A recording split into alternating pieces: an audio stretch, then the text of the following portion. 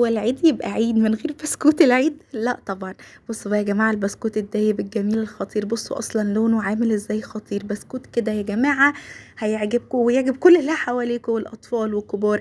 طبعا احنا ما نقدرش نختلف على بسكوت العيد وحلاوته وجماله. تعالوا بقى اقول لكم على طريقه جميله جدا وحاجه كده ترجعنا للزمن الاصيل. كيلو دقيق وطبعا لبن وبيض وطبعا زبده ومعلقه نشادر وبيكنج باودر وسكر باودر وكمان كيس فانيليا. الزبده هنفتتها كويس جدا.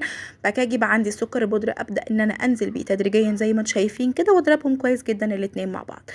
بعد بقى ما اضربهم كويس جدا يا جماعه زي ما انتم شايفين كده يبقوا كده، هنزل عليهم بالبيض والفانيليا بتاعتي. هقوم طبعا ضربهم كويس جدا كده مع بعض زي ما انتم شايفين لحد ما يوصلوا للقوام بتاعي ده.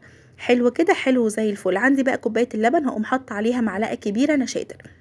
انا حاطه لكم كل المقادير في الاول وكمان كاتبه لكم المقادير عشان ما تتلخبطوش.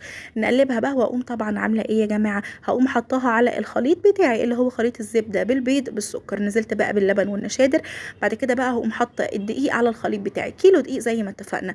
احط بقى الدقيق بتاعي كده يا جماعه اهو، بسم الله ما شاء الله.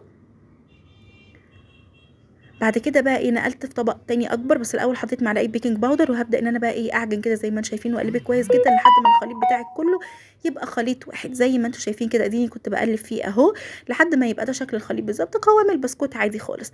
نبداي بقى تشكليه بمكنه البسكوت، اي حاجه تحبي تشكليه بيها مفيش مشكله. انا شكلته بكذا شكل زي ما انتم شايفين، والله الله على الحلاوه والجمال، وكانت ريحته يا جماعه قلب الدنيا.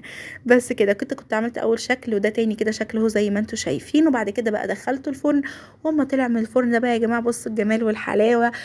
عايزه بقى ايه تفضي نفسك كده مع كوبايه شاي بلبن كده بعد ما تصلي العيد وتقعدي، والف هنا وشفا. استنوا بقى باقي الفيديوهات، والف هنا وشفا. ما تنسونيش بقى باللايك والشير والسبسكرايب. يا خرابي على الجمال والحلاوه، احلى واجمل طريقه لعمل بسكوت زمان.